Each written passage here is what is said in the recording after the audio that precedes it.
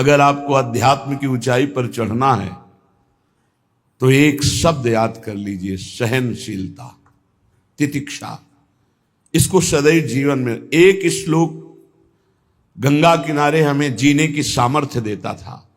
जब कभी हमें प्रतिकूलता दुख प्राय मिलते ही थे तो ये श्लोक, यम ही न व्यथ्यन्ते ते पुरुषम पुरुषर्षभ सम दुखा सुखाधीरम स्व अमृतत्वाय कल्पते। वो अमृत पद का अधिकारी हो जाता है जो आए हुए सारी व्यथाओं को, दुखों को मौन होकर सह लेता है, वो भगवान को प्राप्त होता है। जहां कोई कष्ट होता, बस यम ही न व्यथ्यन्ते ते पुरुषम पुरुषर्षभ सम दुखा सुखाधीरम स्वमृतत्वाय कल्पते। हमें सहना है, हमें भगवत प्राप्ति करनी। अरे छोड़ो, इसने मारा, इसका कर्म जाने, सहो, चलो आगे, चलो आगे बढ़ो।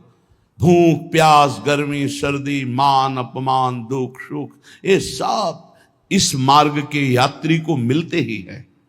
और जो इसको सह गया वो जगत पावन करने वाला महात्मा बन जाता है। वो मम भक्ति युक्तो भुवनम पुनातु, लोक के लोक को पावन कर सकता है जो भगवान के चरणारविंद में अपने चित्त को अर्पित कर दिया। इसलिए दुख ही हृदयत,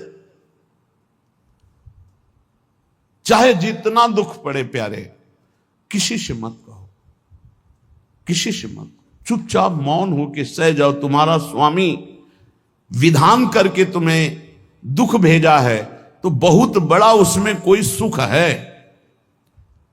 वो मंगल भवन है, तुम्हारा मंगल होने नहीं दे सकता। दिखाई दे सकता है कि अब अमंगल हो गया हमारा, अमुक अमुक अमुक, कुछ नहीं। धैर्य पूर्वक अपने मार्ग में सीधे चलते रहो। उसका विधान आया है, वो दुखद हो या सुखद, सुखद है तो हर्षित मत हो, दुखद है तो शोकित मत हो, आगे बढ़ो। देखो ये अध्यात्म है, ये कमर कस लो कि इस जन्म में मुझे इस भव समुद्र से पार होना ही है। ये जो कमजोर दिल के होते हैं ना, अनुकूलता जहां मिली तो बोले जब से हमने भक्ति शुरू की सब काम चकाचक बन रहे। ये भक्ति का फल नहीं है, भूल मत करना। ये तुम्हारे सुकृत चल रहे हैं इसलिए है। और जिस दिन दुष्कृत का फल आएगा उस दिन भक्ति करते हुए भी कदम रखना मुश्किल हो जाएगा, पग पग पर तुम्हें दुख मिलेगा। ये सिद्धांत को समझ लीजिए तो कभी आप निराश नहीं होंगे, शूरवीर होकर आगे बढ़ते रहेंगे। जो हमारी भक्ति ये नई फसल है और इस फसल की जो आनंद वृत्ति है वो भगवदानंद है, ज्ञानानंद है, अखंडानंद है, प्रेमानंद है। वो ये भोगानंद नहीं है, विषयानंद नहीं कि भगवान की बड़ी कृपा जो चाहो वो भोग मिल गए। ये सुकृतों के फल है। ये सुकृत और दुष्कृत दोनों को यही नष्ट कर दो और निकल चलो भगवान की परम धाम में, जहां नित्य सेवा सुख का आनंद सहचरियां ले रही है। श्रीपाद कह रहे, संतर्जयस ताड़यन, कोई मुझे बहुत डांटे भर्त्सना करे और ताड़यन पिटाई भी कर दे, मुझे कुछ कभी शिकायत नहीं करनी प्रभु से। देख रहे हैं ना, वो उन्होंने विधान किया है ना कि इसको पीटो, तो हम चुपचाप पीट लेंगे, किसी से नहीं कहना। रहीमन मन की मन व्यथा रखिए मन में गोए, सुनिठ ले हैं लोग सब बांटने। इसीलिए असंगो हम, असंग किससे कहें अपने दुख सुख की बात। अपना दिल तो दिलवर को दे दिया, जो बीते सो दिल तो उनके पास हो, तो जाने दुख सुख की बात, हम क्या जाने, हम तो बस आपके हैं। मौन, अपने विषय में न सुख की बात करे न दुख की, मौन। बात करे तो प्रभु की करे, नहीं तो मौन। मान लीजिए अगर ये मौन आप धारण कर लेंगे तो निकल जाएंगे माया से, नहीं तो किसी की निंदा कर देंगे, किसी का ऐसा कटु वचन बोल देंगे, परुख वचन बोल देंगे, भजन छीण हो जाएगा, भजन करने की वृत्ति नष्ट हो जाएगी। सैकड़ों लोगों के प्रश्न है कि पहले भजन अच्छा होता था अब नहीं होता। उसमें दो बातें होती है, एक तो भजन की ऐसी भूख बढ़ गई है कि अब उतने भजन से नहीं और भजन होना चाहिए। ये उत्तम महापुरुषों की कृपा पात्र भक्तों की वृत्ति होती है। और एक होता है कि आपसे वैष्णव अपराध बन गया, कुसंग हो गया, इस कारण से ऐसा। अगर आपके हृदय में कोई दोष वृत्ति नहीं हो, फिर भजन में ऐसा लगता है कि मेरे से बहुत कम भजन होता है, वैसा भजन नहीं होता जैसा होना। ऐसा बड़े बड़े महापुरुषों को भी अनुभव होता है। ये कोई निंदनीय बात नहीं है, वंदनीय बात है। पर वास्तविक यदि भजन नहीं हो रहा है वास्तविक यदि आपका रुक गया है आनंद, तो आप ढूंढ लीजिए। आपका भोजन गलत है, आपका संग गलत है, आपने कोई वैष्णव निंदा की है, बस यही कारण है। यही खोज लेना, यही सुधार कर लेना। किसी से क्षमा याचना की जरूरत नहीं। अंदर देखो और आचार्य गुरु से प्रार्थना करो, सब ठीक हो जाएगा। बड़े कृपालु हैं। जिन्होंने अपराधी मुझ जैसे को घसीटा तो अब अपराध बन जाएगा तो थोड़ी छोड़ देंगे वो। विश्वास कीजिए, उन्हीं से प्रार्थना कीजिए, नाथ यदि आपको अपराध मोचन कराना है तो भेज दीजिए मुझे उसके पास, या उसको बुला दीजिए, मैं पैर पकड़ लूं, हाथ जोड़ लूं यदि अपराध बन गया है, और यदि आप चाहें तो आप क्षमा कर दें, आगे से सावधान रहेंगे। बड़े कृपालु हैं प्रभु, क्षमा कर देते। भजन की वृत्ति को रुकना ये सहन मत कीजिए। समय नहीं है कि आज नहीं तो कल भजन चल पड़ेगा, नहीं, तुरंत वाचिक में आ जाइए, तुरंत वाणियों का गायन कीजिए, नाम कीर्तन कीजिए, ढूंढिए अपराध क्या बना जो आंतरिक हमारा भजन रुक गया, और प्रभु से प्रार्थना करके उसको चलवाइए। वो बड़े कृपालु है, क्षमा कर दे। अगर आपने प्रगट में किसी का अपराध किया और वो उपस्थित हो तो जाओ, उनके चरण पकड़ो, उनसे प्रार्थना करो। भजन का रुकना सहन मत करो। बहुत कठिन है भजन करके भगवत प्राप्ति करना। वो हमारे अंदर सरलता पूर्वक भजन चल रहा, उसको बचाओ। किसी की निंदा मत करना, किसी की अवहेलना मत करना। तुम्हारी कोई निंदा करे, तुम्हारी अवहेलना करे, सह जाना, कह रहे हैं, इसमें कह रहे हैं। संतर्जय ताड़यन बंधनन, यदि वो कहीं मुझे बांध दें, मैं बंधना में स्वीकार कर लूंगा।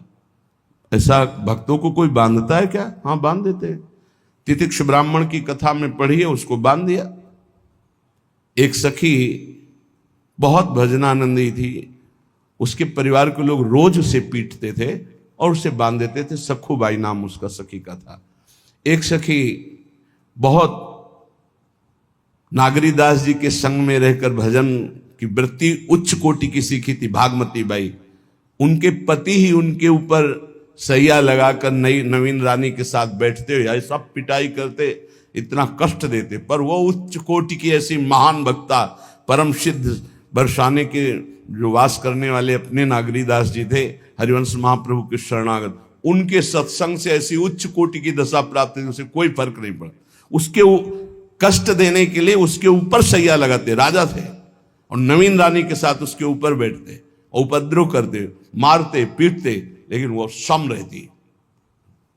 संतर्जयस ताड़यन बंधनन, शांत, वो देख रहा है।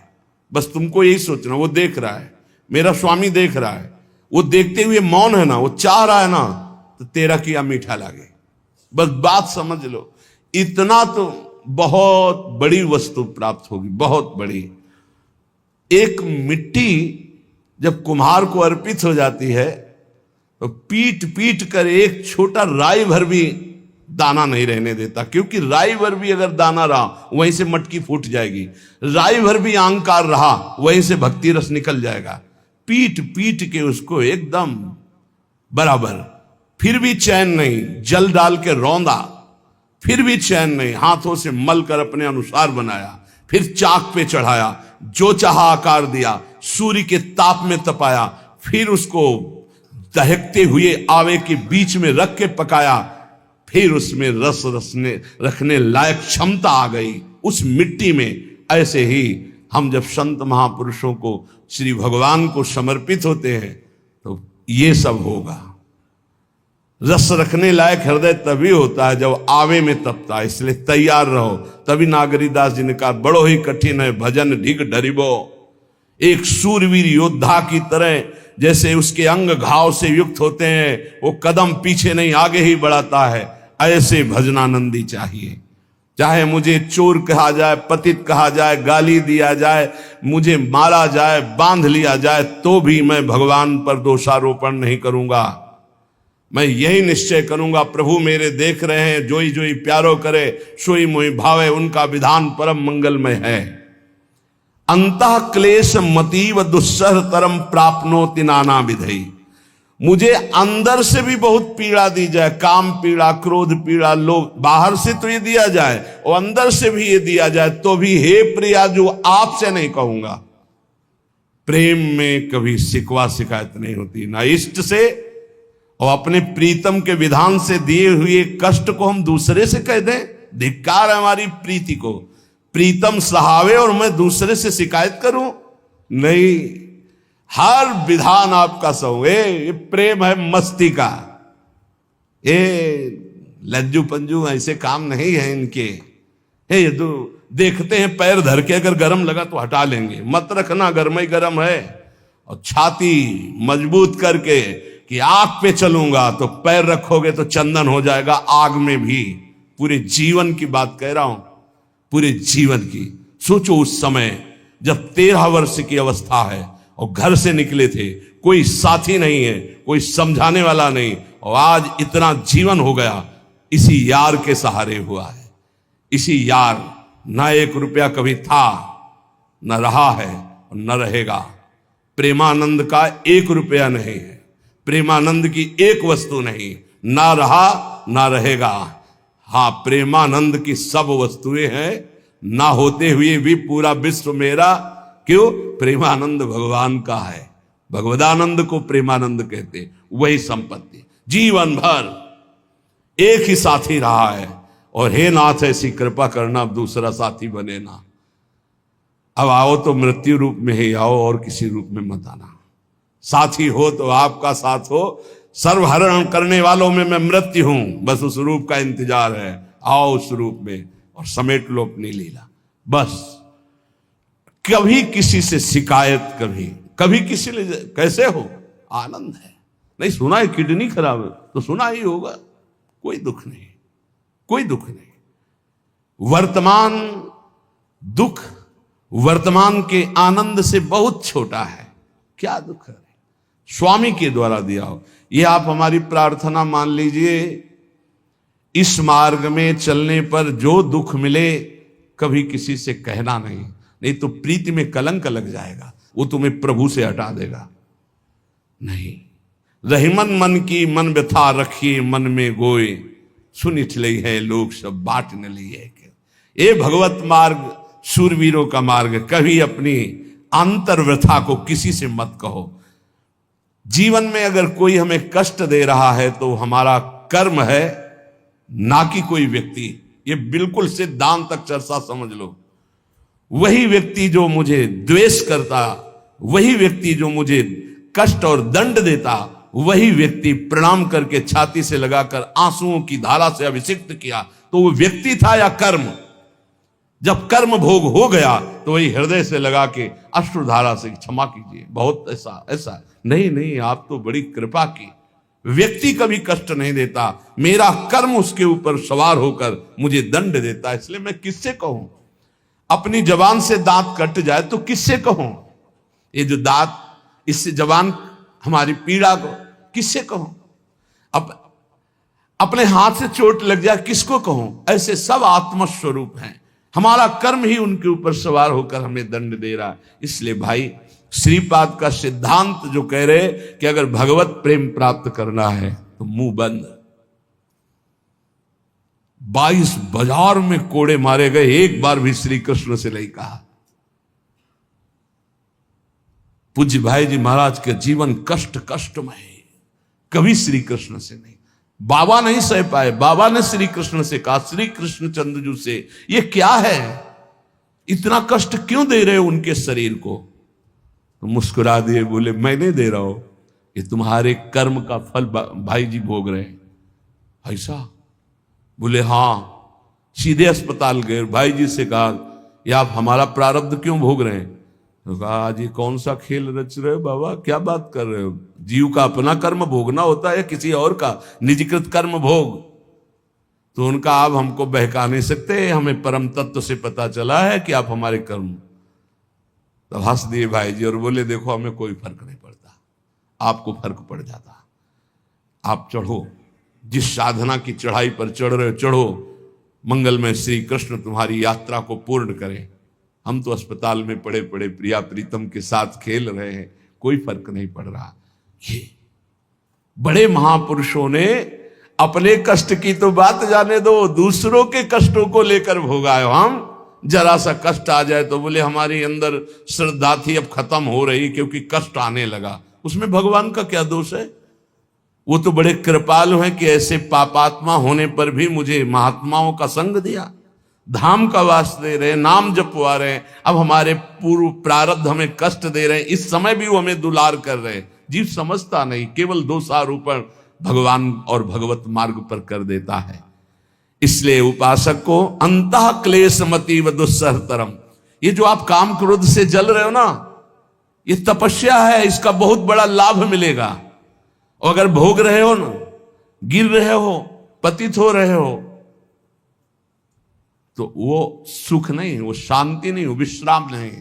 और एक बात ध्यान रखना, इस शब्द को याद रखना, ऐसे रहने पर भी हमारे द्वारा जो भी, वो हमारे स्वामी ऐसे लेते हैं, जन अवगुण प्रभु मान न काऊ, दीन बंधु अति मृदुल स्वभाव। कल शाम के पूज्य परमहंस राम मंगल दास जी की वाणी का चिंतन हो रहा था। उसमें कह रहे कि जो 30 मिनट भगवान नाम कीर्तन कर लेता, मेरी बात पर विश्वास रखना, हो उसको भगवत प्राप्ति होगी। 24 घंटे में 30 मिनट नाम कीर्तन कर लेता है और अन्य समय विस्मरण रखता है, तो 30 मिनट का नाम कीर्तन उसे भगवत प्राप्ति करा देगा। तुम्हें जो पाठ प्रिय हो, 30 मिनट पाठ कर लोगे, भगवत प्राप्ति हो जाए, कर लो। और बहुत पहुंचे हुए महापुरुष जिनके चरणों में अपार श्रद्धा है, आप लोग तो रात दिन लगे, आपको भगवत प्राप्ति नहीं होगी। चूक हो जाएगी तो जन अवगुण प्रभु मान न काऊ, दीन बंधु अति मृदुल स्वभाव। अग्नि की ज्वाला के समीप रुई का पहाड़ कितनी देर टिकेगा, कितनी देर टिकेगा, उसके ताप में झुलस जाएगा। ये अग्नि की ज्वाला है भगवान नाम कीर्तन, भगवत यश गुणगान। तो जैसे किसी को लगे कि वो नाम जब भी करता है वो रुचि पूर्वक पाप करता है, असंभव। नाम जापक रुचि पूर्वक पाप कर ही नहीं सकता, उसका हृदय जलेगा पक्का। आप जप करके देख लीजिए, आप जप कीजिए नाम, और फिर आपसे पाप जब बनेगा तो आप फिर हालत अपनी देख लीजिएगा, बार बार हृदय जलेगा, नहीं नहीं नहीं। तो एक दिन वो नहीं सिद्ध हो जाएगा और आप निर्विकार हो जाएंगे। इसलिए अंतः क्लेश, अगर बुद्धि मति वो अति अंदर क्लेश आ रहा है, कभी काम आ रहा है, कभी क्रोध आ रहा है, कभी लोभ आ रहा है, कभी मोह आ रहा है, ये आता रहेगा जब तक भगवत साक्षात्कार नहीं होगा। ऐसा मत समझो कि 2-4 महीने जप करेंगे तो हम सिद्ध हो जाएंगे, ये आता रहेगा। ये बहुत भागवतिक शक्ति से संपन्न है विकार, कोई साधारण नहीं है कि तुम माला जपोगे वो नहीं आएगा, माला जपते समय ही आएगा वो। ये भागवतिक शक्ति से संपन्न, काम क्रोध लोभ मोह तब त्रिभुवन को परास्त कर रहे हैं।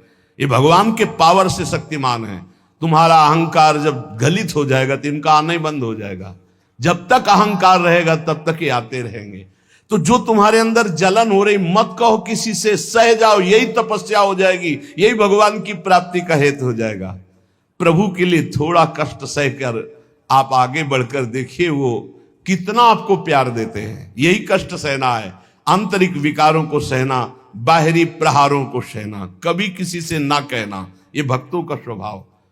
मौन, इसीलिए वाणी से मौन, कुछ ना बोलना। हमने एक संत भगवान को देखा, ये 22-23 वर्ष पहले वृंदावन में कच्चा मार्ग था, एक बोरा रखते थे ऐसे, पागलों जैसा भेष था।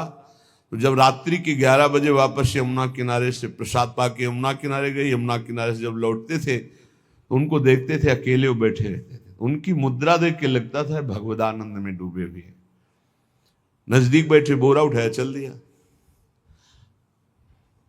अमित पीछा छोड़ने वाले थे नहीं पीछे, तो उनका क्या बात है, क्यों पीछे हो? अब संत वेश हमारा भी तो मर्यादा से ही बोलेंगे, वो कुछ नहीं, केवल जानना चाहते